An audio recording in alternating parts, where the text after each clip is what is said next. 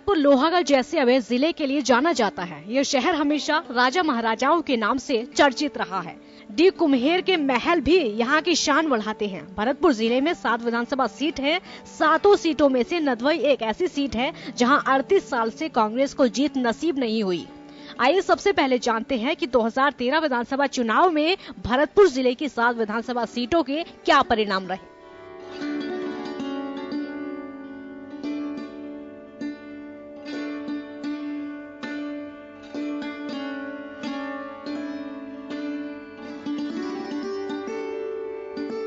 भरतपुर जिले के राजनीतिक समीकरण की बात करें तो यहाँ राज परिवार का वर्चस्व रहा है।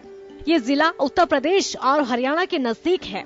कांग्रेस के वरिष्ठ नेता विश्वेंद्र सिंह प्रदेश की इस क्षेत्र में एक अलग पहचान रखते हैं। 2013 विधानसभा चुनाव में भी केवल विश्वेंद्र सिंह ही अपनी सीट बचाने में कामयाब हो पाए थे। इन चुनाव में भी बीजेपी और कांग्रेस भरतपुर जिले की विधानसभाओं को लेकर जीत के दावे कर रही है। सरकार के जो 5 साल रहे, भारतीय जनता पार्टी की सरकार प्रदेश में रही, केंद्र में भी भारतीय जनता पार्टी की सरकार है और नो डाउट काफी अमूलचूल परिवर्तन हुए, काफी सड़कों का विकास हुआ, उद्योगों का भी विकास हुआ। तो भरतपुर को तो एक तरह से चारों तरफ से लूटा जा रहा है। यहाँ का नागरिक, यहाँ का युवा, यहाँ का किसान और यहाँ का जो भी आम वर्ग है वो अपने आप को ठगा सा महसूस कर रहा है और मुझे खुशी है कि इस बात परिवर्तन की लहर चल रही है और निश्चित रूप से आने वाले जो चुनाव होंगे उसमें भरतपुर ही नहीं पूरे राजस्थान में कांग्रेस का परचम फहराया जाएगा। आइए अब जानते हैं जिले के जातिगत समीकरण किस प्रकार है।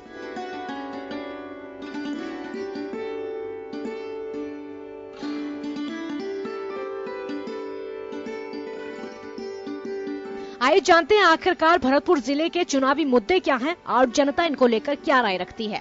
भारी बहुमत के साथ बीजेपी को जिताया पर भरतपुर की जनता निराश हुई। कोई भी ऐसा विकास कार्य भरतपुर में नहीं दिखा विनाश के अलावा। 5 सालों में ये हमारी नहर चालू हो जाएगी। 50-60 गाँव को जो पानी का मतलब ये परेशानी खत्म हो जाती। वाटर लेवल बहुत नीचे चला गया है। पानी की जो मेन समस्या थी, एमएलए साहब ने वादा किया था वो हमारा वादा पूरा नहीं हो पाया। आए दिन हमारे गांव की कस्बे की बिजली गुल हुई रहती है, जिसके लिए हम बार बार यहाँ चक्कर लगाते हैं, रात को भी परेशान होते हैं। हमको कई बार तो यहाँ पे स्टाफ ही नहीं मिलता है। अगर दोबारा से एमएलए जगत सिंह अगर वहाँ दोबारा से चुने जाते हैं तो कामा की जनता के लिए ये अच्छी बात रहेगी और आपस का भाईचारा में फिर दोबारा से और फिर भी ना तो शिक्षा के क्षेत्र में, ना रोजगार के क्षेत्र में, ना किसानों के क्षेत्र में, महिलाओं के सशक्तिकरण के लिए केवल कागजी कार्रवाई कर देना, व्यवहारिक रूप से कुछ काम नहीं हुआ है। कागजों में हो सकता है ये अपनी योजनाएं बहुत सारी गिनाते हैं, उसके लिए वाहवाही लूट ले, लेकिन व्यवहारिक रूप से जमीनी स्तर पर देखा जाए तो किसी को कोई लाभ नहीं हुआ है। फिर पुनः अगर रूलिंग में आई तो इस बयाना का तो क्या, इस देश का, इसका प्रांत का ही बेड़ा गर्क हो जाएगा। भरतपुर जिले के चुनावी मुद्दे।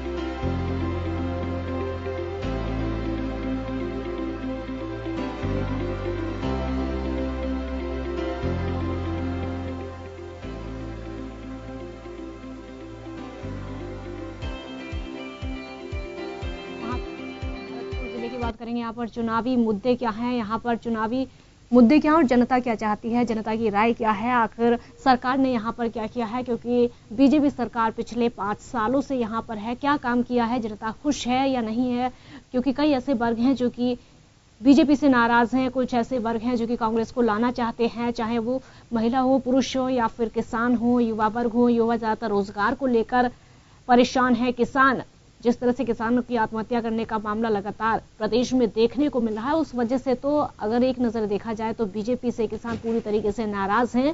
और आगाज जिस तरह से कांग्रेस ने अपने दमखम के साथ यहाँ पर किया है, चुनावी रैलियां यहाँ पर की, हालांकि बीजेपी ने भी कोई और कसर नहीं छोड़ी है जनता को लुभाने की, सत्ता में वापसी करने की। लेकिन कांग्रेस दावा फिर भी करती है कि जिस तरह से यहाँ मिथक हमेशा रहा है, हर 5 साल में सत्ता परिवर्तित होने का, हर 5 साल में सत्ता परिवर्तित होती है, इस बार भी वो मिथक लगातार बरकरार रहेगा और कांग्रेस सत्ता में आएगी। लेकिन अगर जनता को देखा जाए, जनता की राय एकदम अलग ही देखने को मिलती है। किसी की पसंद बीजेपी होती है, किसी की कांग्रेस होती है और नारे लगातार यहाँ पर देखने को मिलते हैं। तो आज हम भरतपुर जिले की बात करेंगे, जहां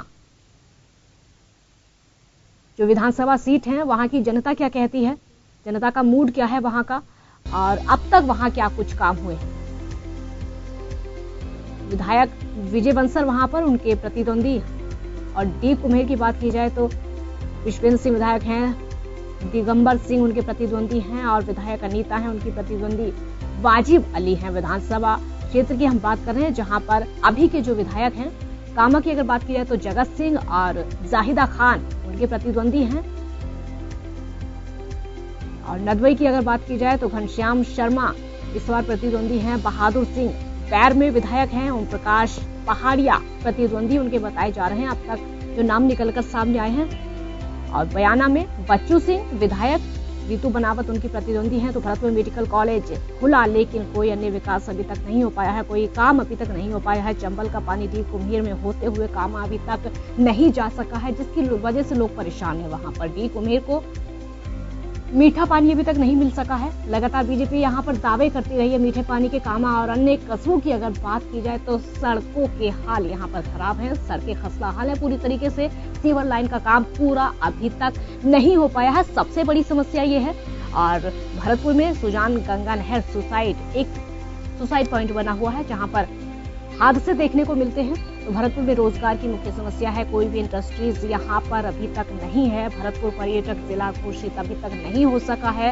वादे उसको पर्यटक जिला घोषित करने के बाद बार किए जाते हैं। तो भरतपुर शहर विधानसभा में ब्राह्मण, जाट और गुर्जर बाहुल क्षेत्र माना जाता है।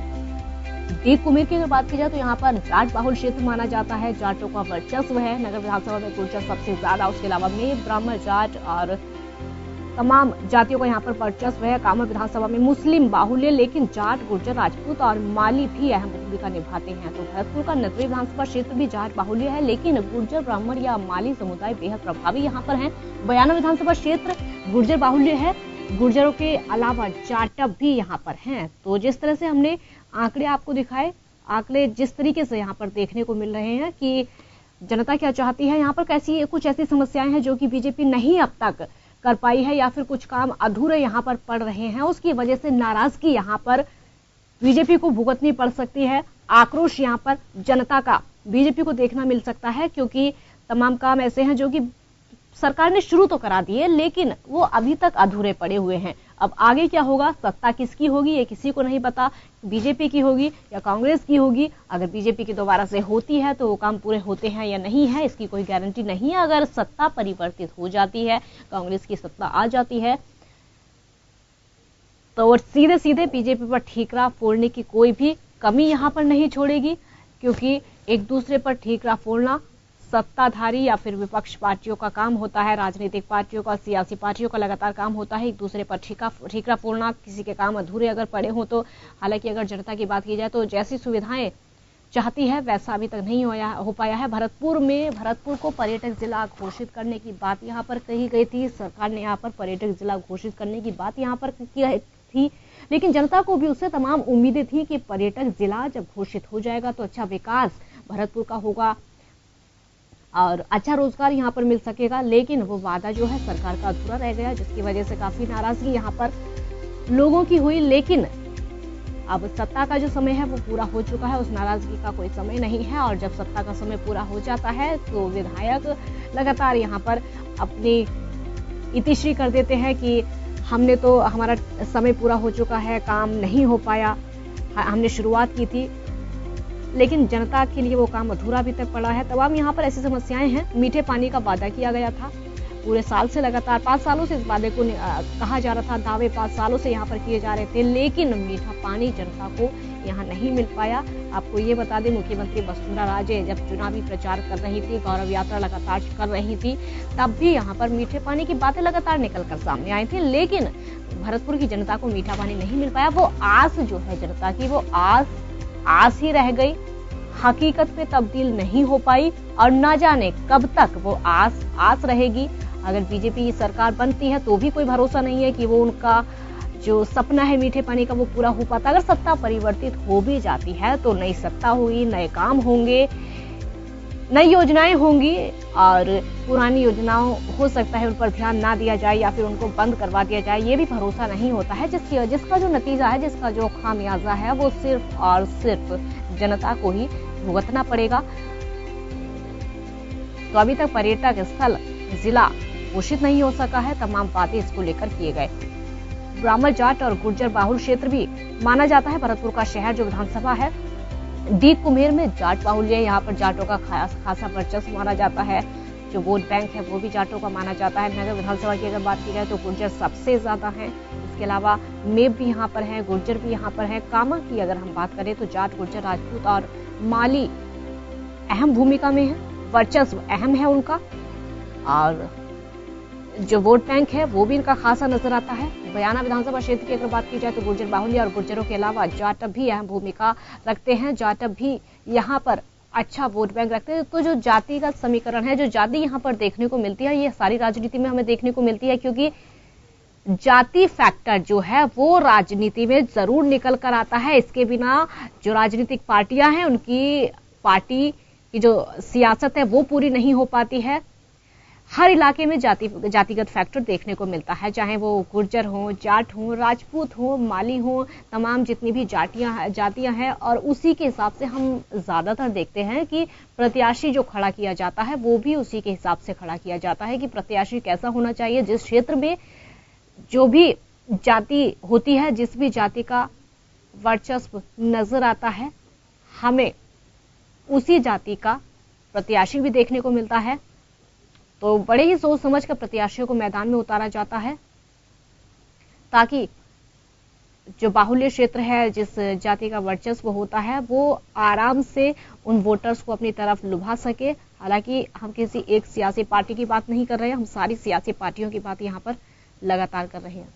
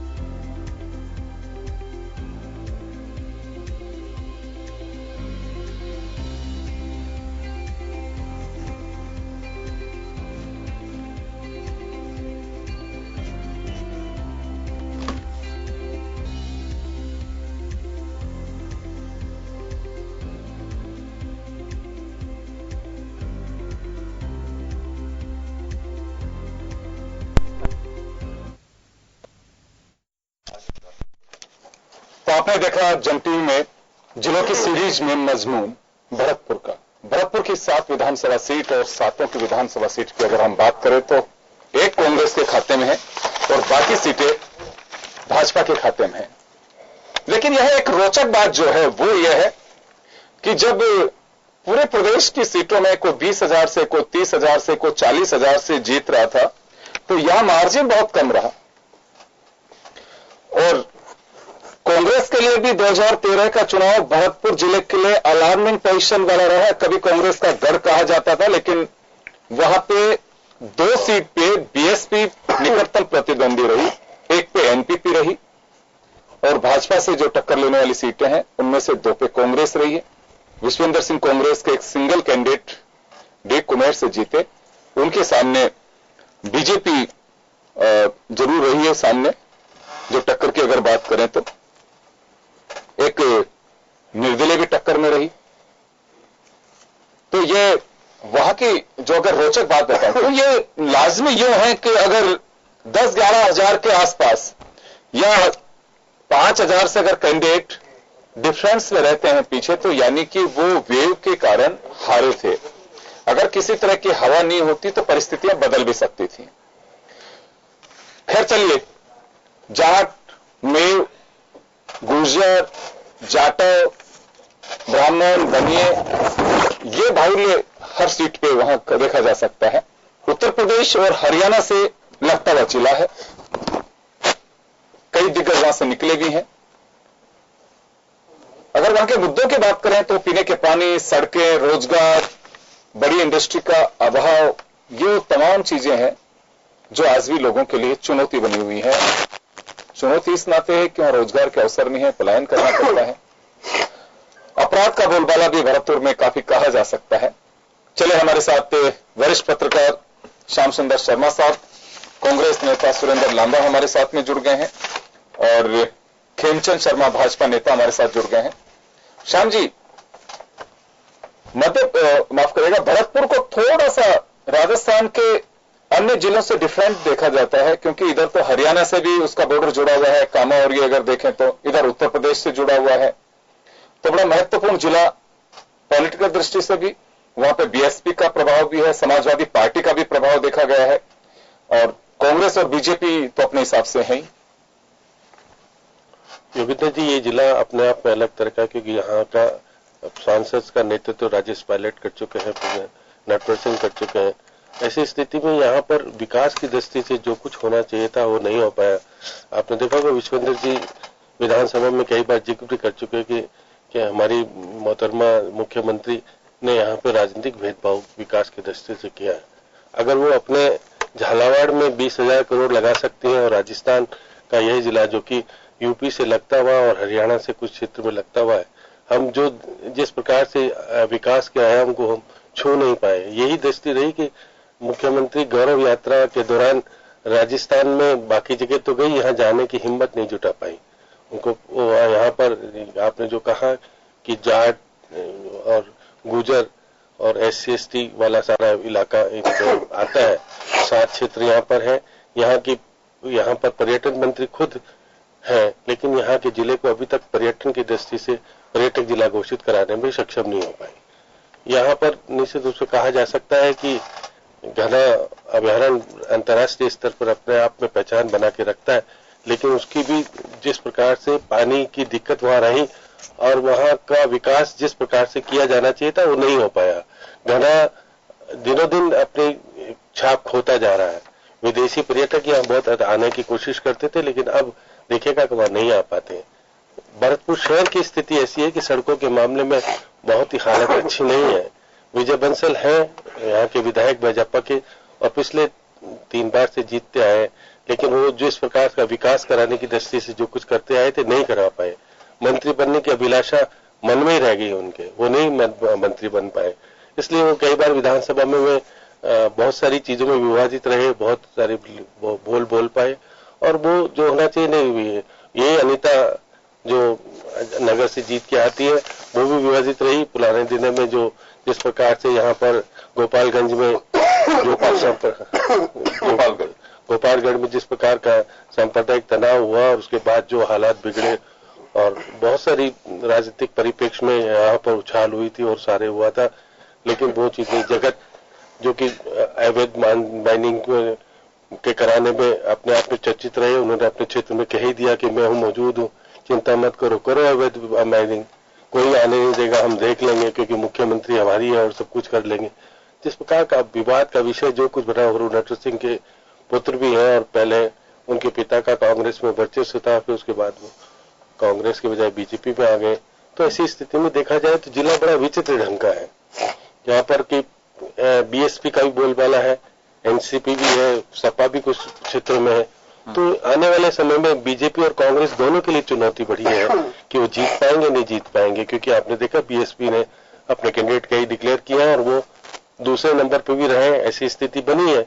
तो इसलिए मायावती की भी कुछ, क्योंकि यहाँ पर जगन्नाथ पहाड़िया के पुत्र हारे ही हैं, तो जगन्नाथ पहाड़िया भी अपने के दम पर विकास कराने में, जब हरियाणा के राज्यपाल हुआ करते थे तो बहुत सारी चीजें वो यहाँ पर राज्यपाल का फंड भी खर्च करके चले गए अपने बेटे को जिताने के लिए, और राज्यपाल होने के बाद भी आए थे लेकिन जिता नहीं पाए। तो बहुत सारी पेचीदगियां है। आने वाला ये चुनाव होगा निश्चित रूप से बीजेपी के लिए और कांग्रेस दोनों के लिए चुनौती भरा है। बीजेपी तो बहुत सारी चीजें अब वो स्टैंड ही नहीं कर पा रही है, कांग्रेस कुछ जगह पे कर पा रही है, लेकिन बीएसपी बड़ी चुनौती देकर के खड़ी हुई है। मैं लौट रहा हूं आपके पास में श्याम जी। हमारे साथ सुरेंद्र लांबा हैं इस वक्त कांग्रेस के नेता।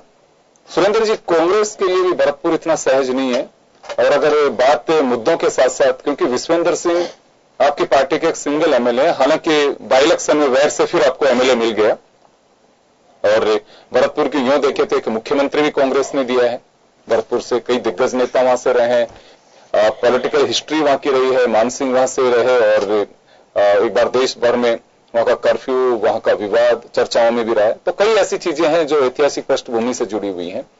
लेकिन मजबूती की बात करें, ये बात सही है कि आप ये कहेंगे कि कांग्रेस ने थोड़े दिन में ही वैर का जब बाई इलेक्शन हुआ आफ्टर पार्लियामेंट, तो एहसास करा दिया इस बात का कि कांग्रेस वापसी कर रही है, ये बात आप कह सकते हैं। लेकिन बीएसपी आपके लिए फिर मुसीबत बन सकती है वहां पे। निश्चित रूप से योगेंद्र जी, मैं आपकी बात को स्वीकार करूंगा, लेकिन मैं आपको ये बता दूं कि जो हमारी पिछली सरकार थी राजस्थान में, उस समय हमने जो विकास की गंगा भरतपुर जिले में, क्योंकि भरतपुर जिला ही नहीं, भरतपुर एक संभाग मुख्यालय है, वहां पे जो चंबल के पानी की परियोजना है वो हम भरतपुर शहर में हमने लगभग पूरी कर दी थी, और आसपास के जो क्षेत्र है डी कुमेर नदवी, वहां जो हमारा काम होना था वो आने वाली सरकार ने उसको निरंतर नहीं रखा, उसके चलते रुक गया। उसके साथ साथ रोड कनेक्टिविटी जोड़ने के लिए हमारी सरकार ने जो काम किए, करोड़ों रुपए का बजट दिया। इसके साथ साथ रेलवे जो इलेक्ट्रिक उसमें सुधार के लिए हमने 100 करोड़ रुपए के लगभग का बजट दिया। किसानों के लिए जो काम किए और जो डेवलपमेंट का काम किया, उससे हमें उम्मीद है कि फिर से हमें राजस्थान की भरतपुर की जनता पसंद करेगी। जहां तक बीएसपी का सवाल आपने किया, तो बीएसपी नगर विधानसभा क्षेत्र से जो बीएसपी का कैंडिडेट है, जो नगर से वाजिद अली है, वो जो एनपीपी का कैंडिडेट है, और बीएसपी का कैंडिडेट सुदेश गुर्जर लगभग बराबर वोटों में रहे थे। सुदेश गुर्जर कांग्रेस पार्टी ज्वाइन कर चुके हैं। इसी प्रकार नदवी से घनश्याम कटारा, जो घनश्याम शर्मा जो चेयरमैन थे वहां के, और वो बीएसपी से लड़े, सेकंड रहे। आज वो दुनिया में नहीं रहे, लेकिन उनका बेटा डॉक्टर हिमांशु कटारा वो आज कांग्रेस से जुड़ा हुआ। इसी प्रकार भरतपुर से दलवीर सिंह जो कांग्रेस बीएसपी के थे वो सेकंड रहे थे। दलवीर सिंह भी हमारे आज बीएसपी छोड़ दिया, हमारे साथ है। और उसके साथ साथ आदित्य शर्मा जो इससे पूर्व चुनाव में जो बीएसपी के सेकंड रहे थे, वो भी आज कांग्रेस के साथ। लेकिन लामा जी, कोई कंडीशनल ज्वाइनिंग तो नहीं है? ऐसा तो नहीं होगा टिकट नहीं मिलेगा वापस चले जाएंगे? साथ कोई कंडीशनल ज्वाइनिंग नहीं है। इस प्रकार बयाना से जो बीएसपी के कैंडिडेट रहे थे वो भी बीएसपी छोड़ चुके हैं, और आपके जो डी कुमेर के कैंडिडेट बीएसपी छोड़ चुके हैं। वैर सीट पे जो समीकरण था, वहां का जो लोकल जातीय समीकरण था, उसके कहीं न कहीं उसको कांग्रेस पार्टी ने वहां जो हमारे भजनलाल जाटव जो बीएसपी के कार्यकर्ता हुआ करते थे उनको टिकट दी, और वो 25,000 वोटों से चुनाव जीत के वो आज एमएलए वहां पे। आज हमारी 2 सीट हो चुकी है। तो जो बीएसपी, निश्चित रूप से इस बात को हम डिनाई नहीं कर सकते कि बीएसपी का वो उत्तर प्रदेश के नजदीक होने के कारण एक जाटव बाहुल्य भी बड़ा एरिया है। हालांकि हमें कोड ऑफ कंडक्ट लागू हो चुका है, तो हमें आचार संहिता लागू हो चुकी है, इस पे ज्यादा जातीय चर्चा नहीं करनी चाहिए। लेकिन वहां के समीकरण के हिसाब से आज वो जो वोट बैंक है, और विशेषकर जो मोदी राज बोल दें, वसुंधरा जी का राज बोल दें, सबसे ज्यादा उत्पीड़न अगर किसी वर्ग ने सहा है, तो जिस वर्ग ने सहा है, तो वो अपना वोट बीजेपी को देके कहीं बीएसपी को दे करके बीजेपी को फायदा पहुंचाने का काम नहीं करेगा, क्योंकि जिस प्रकार देश में और प्रदेश में जिस प्रकार के हालात है। और हमें इस बात की पूरी उम्मीद है योगेंद्र जी कि जो बीएसपी का वोट है वो बीएसपी, जैसे मैं भी बीएसपी में रहा तो मेरे साथ भरतपुर के जो जिलाध्यक्ष थे उस टाइम में अमर सिंह जाटव, उन्होंने ज्वाइन की और पूरी की पूरी जिला कार्यकारिणी ने मेरे साथ ज्वाइन की थी। इस प्रकार बीएसपी के जो 80% कार्यकर्ता है वो कांग्रेस पार्टी को ज्वाइन कर चुके हैं और वो इस बात को अच्छी तरीके से समझ चुके हैं कि बीएसपी को वोट देने का मतलब है कि बीजेपी को नुकसान, बीजेपी को फायदा देना। तो वो किसी सूरत में बीजेपी को फायदा नहीं देंगे। कांग्रेस पार्टी साथ वहां पे चले, मैं रोकना चाहूंगा यहाँ पे। तो भरतपुर जिले को लेकर के हमारे सत्ता के महासमर में हम इस चर्चा को जारी रखेंगे। एक छोटे से ब्रेक के लिए रुकेंगे, ब्रेक के बाद हम जानेंगे भाजपा का पक्ष। एक छोटे से ब्रेक के बाद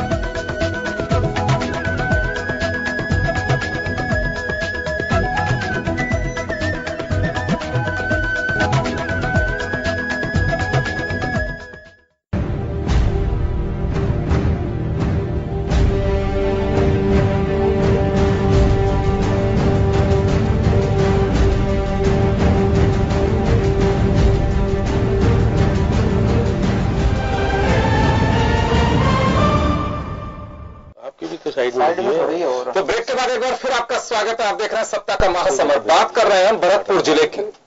चलिए, अपने में बात कही। श्याम सुंदर शर्मा साहब ने कहा कि थोड़ा सा डिफरेंट डिस्ट्रिक्ट है राजस्थान के अन्य जिलों से। कांग्रेस का कहना है कि बेशक 2013 में हम स्वीकार करते हैं कि हार मिली, लेकिन आज समीकरण बदल चुके हैं। बाई इलेक्शन में 1 सीट और जीत करके हमने 2 सीट हासिल कर ली। उसके बाद जो निकटतम प्रतिद्वंदी रहे हैं बीएसपी के, वो कांग्रेस के पाले में आ गए हैं। चलिए, खेमचंद शर्मा हमारे साथ में भाजपा नेता हैं। खेमचंद जी, कुछ एक चीजें, लेकिन मैं पहले जैसे आरोप लगाया आपके विधायकों को लेकर के, आरोप तो क्या कह सकते हैं, जर्नलिस्ट तो एक हकीकत से वाकिफ कराता है कि ये पोजीशन है। आपके एमएलए को लेकर के जिस तरह से विवादित चीजें सामने रही हैं, और कांग्रेस का कहना है कि स्थितियां बदल चुकी हैं। इसका नतीजा जब बाई इलेक्शन हुआ, वहां पे आपके विधायक महोदय वैर वाले सांसद चुन लिए गए थे, तो उसमें से एक वैर सीट भी थी जिसको कांग्रेस ने अपना कब्जा जमाया। कुछ दिन बाद ही चुनाव हो गए थे। तो ये कांग्रेस का एक मजबूत पक्ष कांग्रेस की ओर से कहा जा रहा है कि हमने तो उसी वक्त ट्रेलर शुरू कर दिया था। देखिए योगेंद्र जी, मैं आपको बता दूं, अभी आपने मेरे कांग्रेस मित्र को सुना कि उन्होंने कांग्रेस का पक्ष ही नहीं रखा। उन्होंने कहा कि हमने इसको बसपा से तोड़ के कांग्रेस में मिला लिया, इसको बसपा से तोड़ के कांग्रेस में मिला लिया, अब बसपा के वोट हमें मिलेंगे, ऐसी उनकी आशा है। भारतीय जनता पार्टी की सरकार ने पूरे भरतपुर जिले में 7800 करोड़ रुपए के विकास कार्य करवाए। हम विकास कार्यों को लेकर जनता के बीच में जा रहे हैं, चाहे हमारे माननीय मुख्यमंत्री जी हो, चाहे हमारे स्थानीय विधायक हो। विकास कार्यों को लेकर हम जनता के बीच में जा रहे हैं। जनता निश्चित तौर पर उन विकास कार्यों को सराहना करते हुए पुनः हमें पूरी सीटें हमें जिताने के और अग्रसर है। मैं विकास कार्यों की आपको बात करूं तो 500 करोड़ रुपए के हमने सड़क विकास कार्य कराए और 1760 किलोमीटर की सड़कें हमने वहां पर बनवाई है। प्रत्येक ग्राम पंचायत में, भरतपुर में 374 ग्राम पंचायत, हमने 373 ग्राम पंचायतों में माननीय मुख्यमंत्री जी द्वारा ग्रामीण गौरव पथ का जो माननीय मुख्यमंत्री जी ने तो ये कहा कि मेरे को भरतपुर आते हैं पेट दर्द होने लगा रोड की वजह से। मैं विकास जनता पार्टी की सरकार विकास को लेकर जनता के बीच में जा रही है और जिसका परिणाम हमारे कांग्रेस लोगों को दिख भी रहा है। वो बौखलाहट में स्वीकार भी कर रहे हैं कि हम बसपा के लोगों को तोड़ रहे हैं। जनता समझती है बसपा के लोगों को तोड़ने से सत्ता ही नहीं मिलती है, सत्ता मिलती है विकास कार्य करने से। और हमारे माननीय मुख्यमंत्री जी ने 7800 करोड़ रुपए के विकास कार्य करवाए। ग्रामीण कृषि कनेक्शन की बात हो, हमने 6000 नए कृषि कनेक्शन दिए। राजस्थान ग्रामीण आजीविका मिशन की बात हो, हमने 24,400 महिलाओं को प्रशिक्षण देकर उनको आजीविका संवर्धन राशि दी। राजस्थान का आंकड़ा दे रहे हैं भरतपुर जिले? मैं केवल भरतपुर जिले की बात कर रहा हूँ आपसे, राजस्थान की बात नहीं कर रहा हूँ। अन्नपूर्णा भंडार योजना में, अन्नपूर्णा भंडार योजना में हमने 285 कार्यक्रम किए और कौशल प्रशिक्षण में हमने 9,500 युवाओं को विकास किया। बहुत अच्छी बात प्रशिक्षण दिया, बहुत बढ़िया। सारी दृष्टिकोण से यदि इलेक्शन का सवाल यह है जिसमें आने वाले दिनों में एक मुद्दा भी होगा कांग्रेस की तरफ से या दूसरी पार्टियों की तरफ से जो आपके अपोजिशन में है। मुख्यमंत्री जी अपने यात्रा के दरमियान भरतपुर नहीं गई, जो अभी गौरव यात्रा थी। दो बातें, या तो विकास इतना ज्यादा हो चुका है कि भरतपुर पे अब जाने की क्या आवश्यकता है, या अगर मान लो कि ये कहा जाए कि कानून व्यवस्था का वो था, तो गवर्नमेंट आपकी है कि कानून व्यवस्था, जब आपको ये लग रहा है कि कानून व्यवस्था बिगड़ सकती है तो एडमिनिस्ट्रेशन किस बात का है फिर? देखिए, मैं आपको निवेदन कर दूं, माननीय मुख्यमंत्री जी का भरतपुर का दौरा तय था प्रदेश के लिए और हमारे लिए दुर्भाग्य की बात है कि उस दिन माननीय अटल जी का देहावसान हो गया और माननीय मुख्यमंत्री जी को संभाग का दौरा था, संभाग का वो कार्यक्रम अचानक रद्द करना पड़ा। निश्चित तौर पर माननीय मुख्यमंत्री जी पूरे प्रदेश में जा रही है, पूरे प्रदेश में गई है, निश्चित तौर पर हम वहां भी जाते, पर ऐसी घटना होने के कारण विकास, रही बात विकास की, विकास के मामले में मैंने आपको पूर्व में भी बता दिया, कोई कमी माननीय मुख्यमंत्री जी ने, चाहे केंद्र की सरकार से पैसे दिलाने की बात हो, चाहे राजस्थान की सरकार से पैसे कोई कमी नहीं छोड़ी और 7800 करोड़ रुपए के विकास कार्य माननीय मुख्यमंत्री जी ने कराए।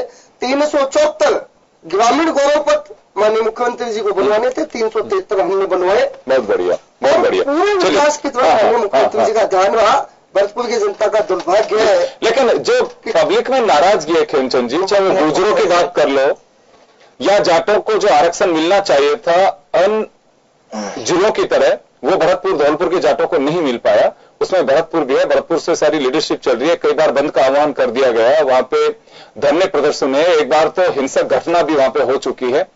इन लोगों को कैसे मैनेज करोगे? क्योंकि ना देखिए गुर्जर शांत हो पाए, गुर्जरों के आक्रोश का आपको सामना करना पड़ा, मुख्यमंत्री जी को अपनी यात्रा को पोस्टपोन करना पड़ा। अटल जी की बात कर रहे हैं, अटल जी के देहावसान हुआ उस दिन केवल करौली का उनका था, संभाग का दौरा था। उसके बाद में तो कितने जिलों में जाकर के भी आ चुकी हैं।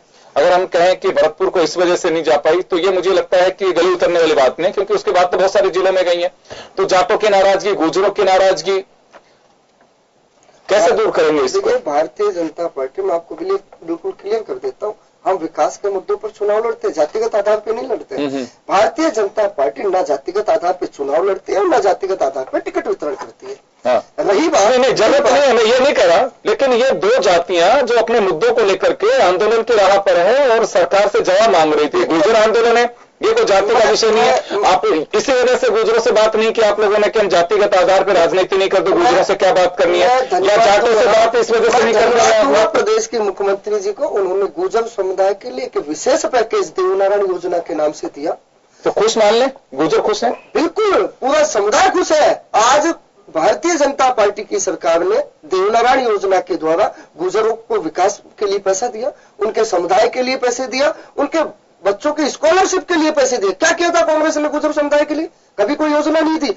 पहली बार माननीय मुख्यमंत्री जी ने देवनारायण योजना के नाम से अध्यक्ष तो बना नहीं पाया उसका, आप करें योजना का विकास क्या उसका अध्यक्ष बनाएगा, मालूम है आपको कोष का अध्यक्ष, इसका बोर्ड बना हुआ है, बोर्ड का अध्यक्ष भी होता है। मैं आपको निवेदन कर दूं, सरकार ने जो बजट दिया, बजट खर्च नहीं हुआ, बजट खर्च नहीं हुआ लेकिन खर्च करोगे। आपके पास आंकड़ा होगा कितना बजट खर्च हुआ है? मैं आपको बता सकता हूं कि कितना बजट आपको स्वीकृत है, बाकायदा बजट में मेंशन है, और खर्च कितना वो मैं बता देता हूं आपको। जब आपके 20 सूत्रीय मांगों में मई के महीने में सचिवालय के अंदर बैठक हुई और गुर्जर बीच में उठ के चले गए, तो उसमें से एक मुद्दा ये भी था कि चले आरक्षण को तो छोड़िए, हमारी योजनाओं का तो पैसा दीजिए। आपके 3 मिनिस्टर मौजूद थे उसके अंदर, मालूम है आपको, शायद इसका मालूम होगा। आप कह रहे हैं कि इससे बहुत जबरदस्त तरीके से खुशी की लहर है, आपका बोर्ड का अध्यक्ष नहीं बना पाए, 5 साल पूरे निकाल दिए। मैं आपको निवेदन कर दूं, राजस्थान के मुख्यमंत्री जी ने गुर्जर समुदाय हो चाहे जाट समुदाय हो, सभी समुदायों को साथ लेकर विकास का कार्य, राजनीतिक भेदभाव किया।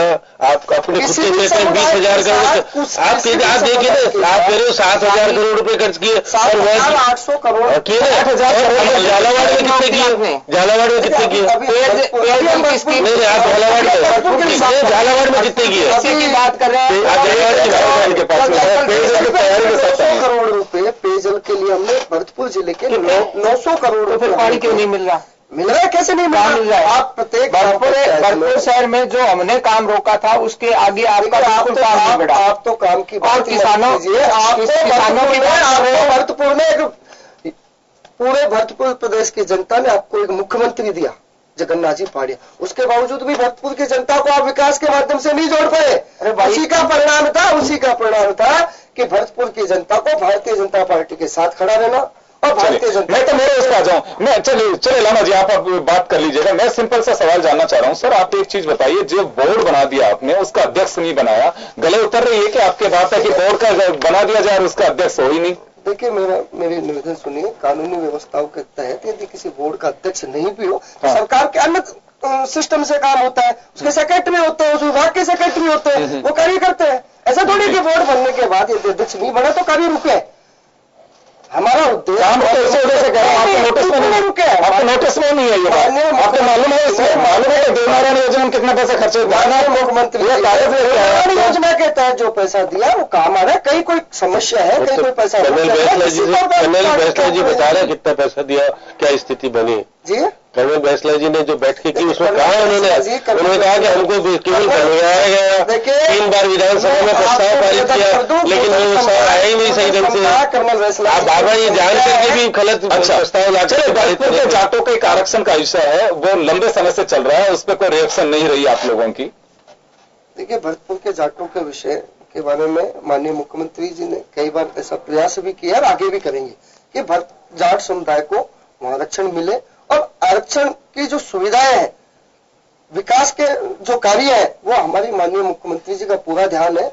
निश्चित तौर पर ध्यान क्या करें, 5 साल में तो आप विश्वास दोनों जातियों को, जो भरतपुर के अंदर बड़ा वर्चस्व है उनके एमएलए के लिए मुसीबत है। मैं इस वजह से कह रहा हूं, वो जाति के लोग पूछ रहे हैं कि 5 साल में जरा बता सकते हो कि ये जो मुद्दे थे इन पे आपने कितने सवाल खड़े किए हैं? प्रदेश की जनता चाहे जिले की जनता हो, विकास पे वोट देती है। अब वो समय नहीं रहा है कि केवल जातिगत आधार पर वोट पड़ते हैं।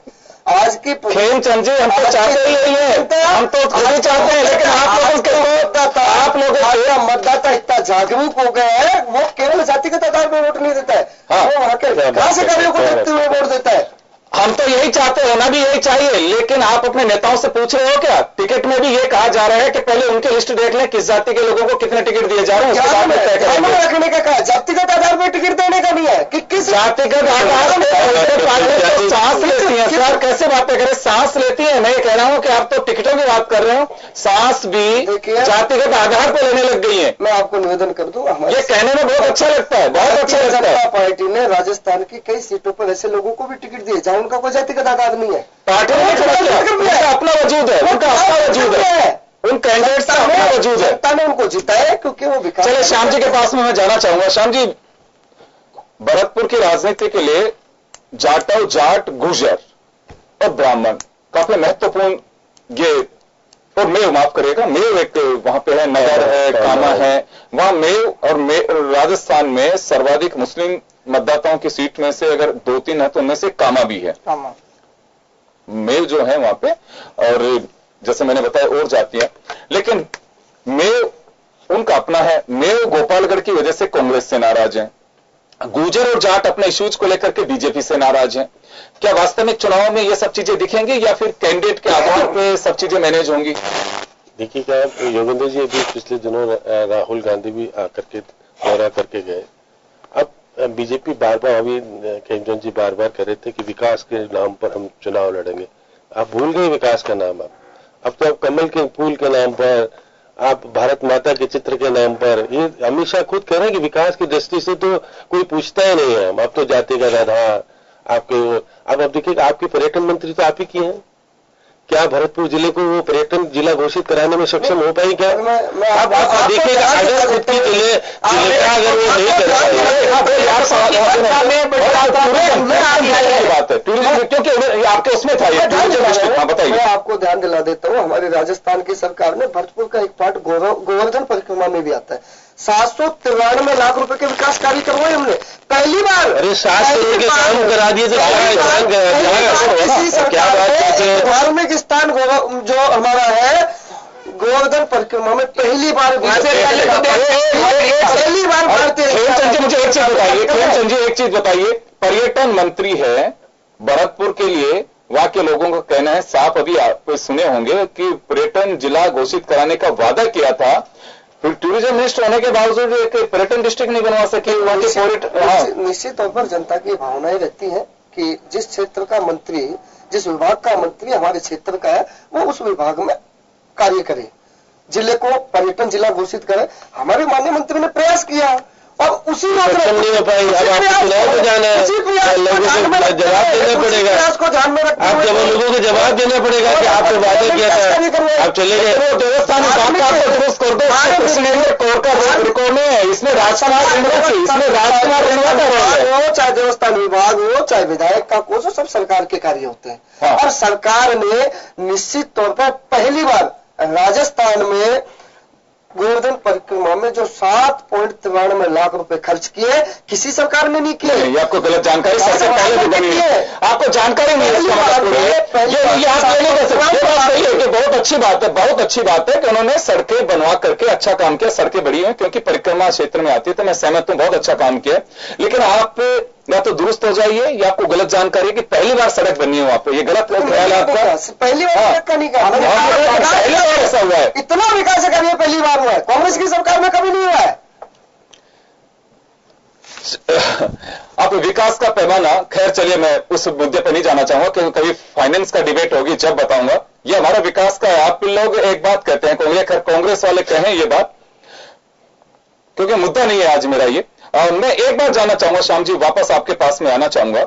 जैसे ये कुछ मुद्दे हैं जिसको लेकर के मैंने जिक्र किया कि क्या ये प्रभावी रहेंगे इलेक्शन के दरमियान, लेकिन एक दूसरी बात और आती है यहाँ पे, डेवलपमेंट के नाम पे। डेवलपमेंट जिस तरह का वहां पे होना चाहिए, देखिए वहां पे ब्रॉड गेज के साथ साथ इलेक्ट्रिक लाइन भी है, और कहीं पे भी इलेक्ट्रिक लाइन होने से फास्ट ट्रैक मिलता है आपको, बहुत अच्छी बात है। लेकिन सड़कों की हालत, मतलब मैं ये कोई जनता के कहने से नहीं, मैं अभी जब मैं जिलों में जाकर के आ रहा था, मैंने खुद ने सड़कों की हालत वहां पे देखी है। पता नहीं खेमचंद जी कभी गए कि नहीं गए भरतपुर, मैंने खुद ने वहां की पोजीशन देखी। एक मेरे मित्र एमएलए साहिब, उनके यहाँ पे मैंने खाना खाया, उनसे मैंने पूछा कि क्या स्थिति है, कि कोशिश की है साहब, बात तो सही है कि सड़कों की हालत दुरुस्त हो नहीं पाई। सड़कों की स्थिति बता रहा हूं मैं, जो गांव में वहां पे गया मैं।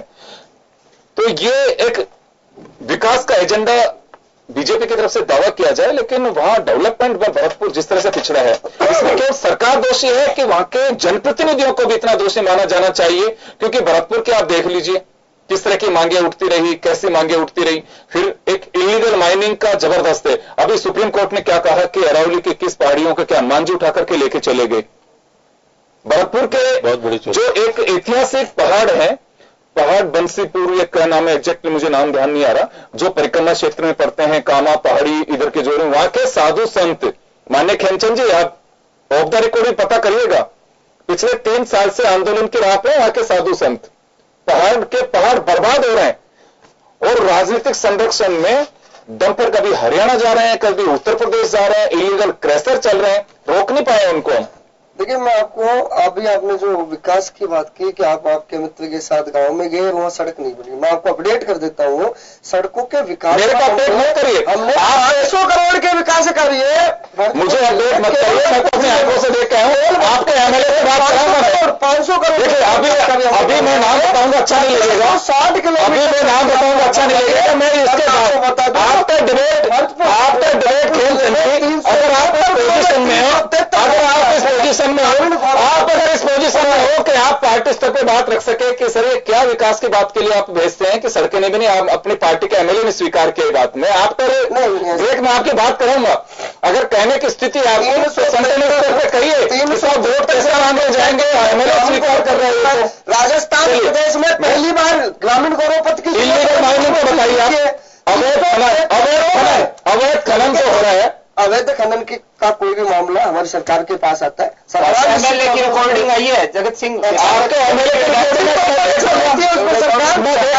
क्या एक्शन हुआ? जगत सिंह का ऑडियो है और आपके बीजेपी के नेताओं के द्वारा ही सर्कुलेट किया हुआ है। देखिए चाहे कोई भी व्यक्ति हो, चाहे वो सरकार का प्रतिनिधि हो, कोई विधायक हो, कोई भी प्रतिनिधि हो, यदि ऐसा कोई हमारी सरकार के पास रिकॉर्ड आएगा निश्चित तौर पर आएगा। अब क्या कार्रवाई करेंगे? अब तो अभी हैसियत ही नहीं है सरकार किसी की भी हो, चाहे कि कोर्ट ऑफ कंडक्ट लगने के बाद में कोई कार्रवाई कर सके। अब तो भारतीय जनता पार्टी की अब नहीं कर सकते। अब तो आप लोग जो जाना था वो जा चुका, अभी तो जनता तय करेगी सरकार किसकी आती है। खैर चलिए, मैं इलीगल माइनिंग वैसे तो श्याम जी एक बड़ा विषय है, सुप्रीम कोर्ट पे ही सबकी निगाह टिकी हुई है। अगर कुछ रोक दे तो रोक दे, बाकी तो खेमचंद जी जैसे वीर अभी जवाब दे रहे हैं कि इलीगल माइनिंग का कोई मामला आएगा तो देखा जाएगा, है नहीं ये। जबकि वहां के 3 साल से संत आंदोलन के राह पे विधानसभा में मामला उठ चुका है, लेकिन ये कह रहे हैं कि ऐसा कोई मामला भी आया नहीं है सामने।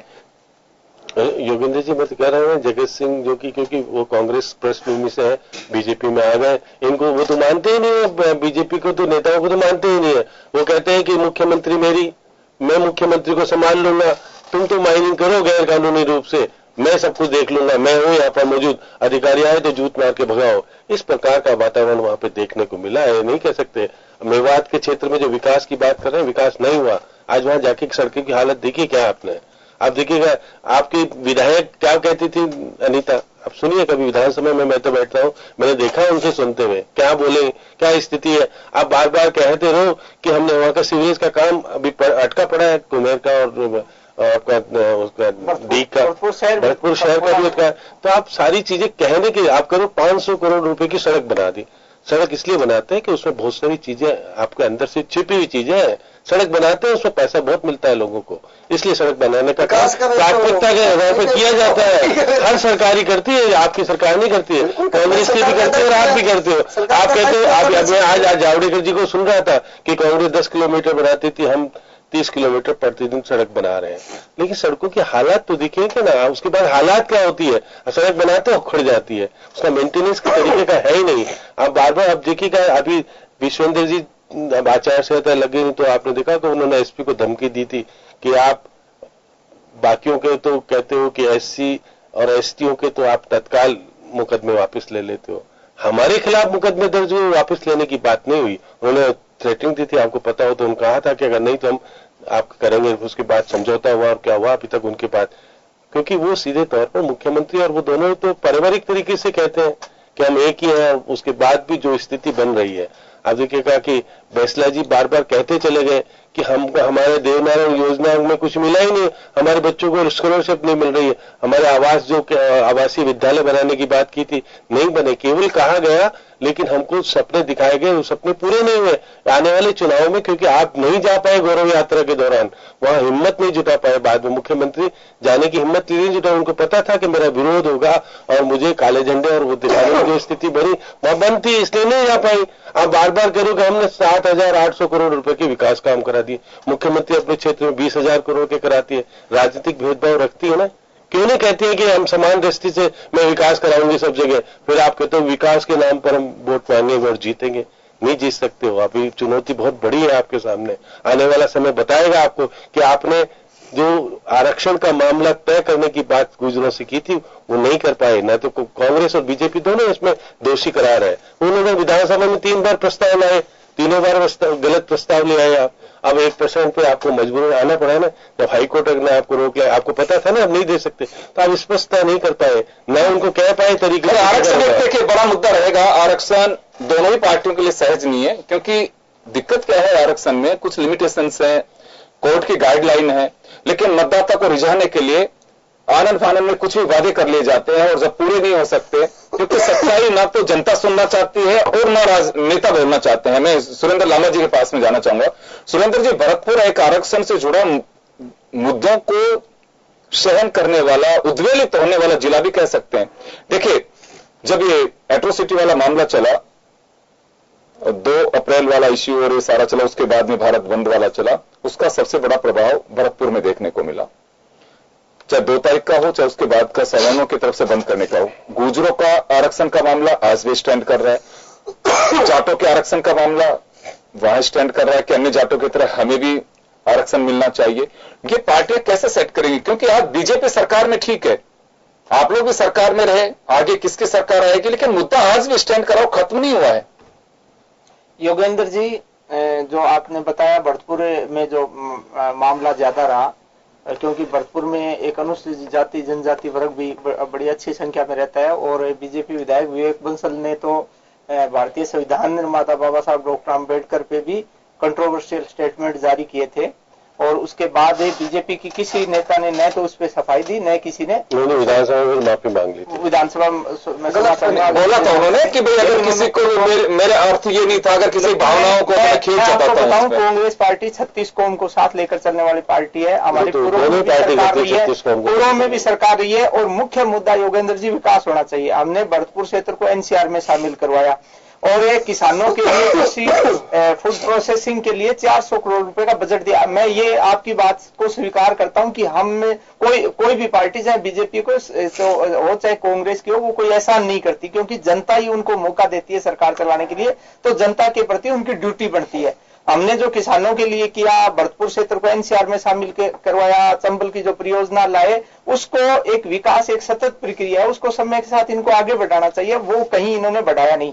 स्वर्गीय दिगंबर सिंह जी ने तो भरतपुर एमएलए नगर एमएलए पे अनिता जी पे खुलेआम भ्रष्टाचार के आरोप भी लगाए थे, और जो ये भरतपुर शहर के विधायक है, उनके बारे में जो किस प्रकार वो अपने हर ठेकेदारी में किस प्रकार उनकी पार्टनरशिप होती है, वो जग जाहिर है। मैं आपको विश्वास दिलाऊं कि हमारी पार्टी की सरकार विकास, पूर्व में भी विकास पर ज्यादा जोर देती है, और आने वाले समय में भी जो हमारी खुद की जो स्कीम्स थी विकास के लिए, चाहे वो पेयजल से संबंधित थी, चाहे वो उसके अभ्यारण्य को बढ़ावा देने की थी, पर्यटन का रुझान करने की थी, उन सब पर हम काम करेंगे। 36 कौम को साथ लेकर के काम करेंगे, अगर हमें राजस्थान की जनता, भरतपुर की जनता मौका देती है।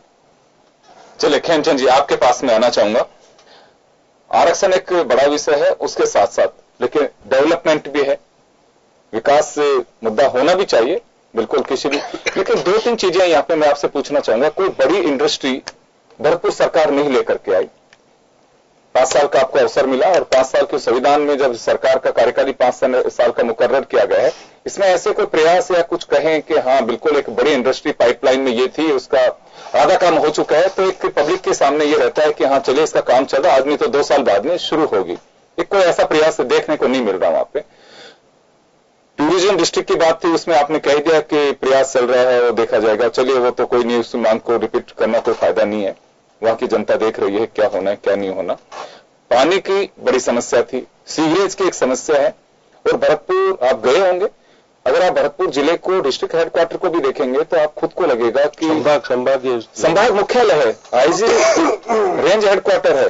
अगर वहां आप जाकर के देखेंगे तो किस तरह का विकास हो रखा है वहां पे। देखिए, पहले तो मैं मेरे कांग्रेस मित्र ने जो कहा उसका जवाब दे देता हूँ। इन्होंने कहा कि 2 विधायकों के ऊपर भ्रष्टाचार के आरोप लगे। मैं, प्रदेश की जनता आपको देख रही है मंच के माध्यम से, आपने क्या प्रयास किया? यदि किसी विधायक के द्वारा, यदि किसी सरकार के मंत्री के द्वारा कोई अवैधानिक कार्य किया, तो आपने क्या प्रयास किया? आप कोर्ट में जाते हैं, आपको पता है, लोगों ने लगाए, क्योंकि आपको पता है कि भारतीय जनता पार्टी के किसी भी विधायक ने कोई गैर कानूनी कार्य नहीं किया। आप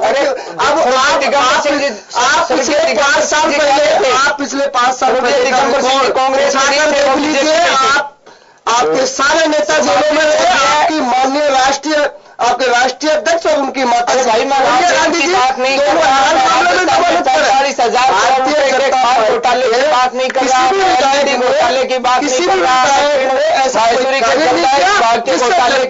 कर रहा, विजय भाजपा के असली नहीं है, वो तो नकली रहे, कई बार आए कई बार जाते रहे, विकास की जो लोक दल में भी रहे, कई दलों में रहे। स्वास्थ्य एक आरडीएम मेडिकल कॉलेज में सुविधा, 200 करोड़ रुपए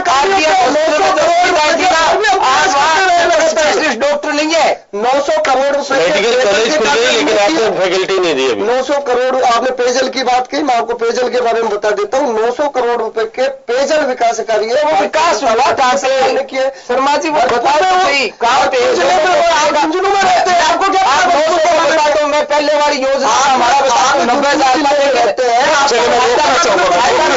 मैं रोकना चाहूंगा, मैं माफी चाहूंगा, समय कम है हमारे पास में, तो चले भरतपुर का विकास जैसा होना चाहिए था वैसा विकास नहीं हुआ, और ये नहीं है कि आज से कोई उपेक्षित हो, भरतपुर लंबे समय से उपेक्षित है। कांग्रेस को मंत्री दिया भरतपुर ने, क्या किया आपने? और उसके अलावा सरसों के प्रोडक्शन की अगर बात करें तो भरतपुर शायद राजस्थान में सबसे ज्यादा प्रोडक्शन देता होगा, वहां तेल मिल्स हैं और कई अपने स्तर की कुछ है, आयुध फैक्ट्री वहां पे है, बड़ा डिपो वहां पे है, सैन्य महत्व का क्षेत्र कहा जा सकता है, विश्व मानचित्र में वहां का घना जो है वो है, और धार्मिक पृष्ठभूमि भी एक काफी बड़ी उसकी कही जा सकती है। लेकिन जैसे विकास होना चाहिए था, मैंने कहा कि वहां पे इलेक्ट्रिफिकेशन वाला ट्रैक है, लेकिन सड़कों की हालत अच्छी नहीं है, हाईवे वहां से है, लेकिन जो अप्रोच रोड्स हैं उनकी पोजीशन वैसी नहीं है। खैर, जनता देखती है, 5 साल में सतोल के चलती है कि मेरा जनप्रतिनिधि जिसको मेरी आवाज उठाने के लिए मैंने विधानसभा में भेजा था, वो कितने सवालों के साथ कितने महत्वपूर्ण के मुद्दे उठाए हैं, वो किसी से छिपे नहीं होंगे। निश्चित रूप से वो जवाब दे इस विधायक के, और आने वाला वक्त जनता जरूर उससे जवाब मांगेगी। बहुत बहुत शुक्रिया आप सभी का। भरतपुर में बस इतना ही, दीजिए इजाजत, नमस्कार।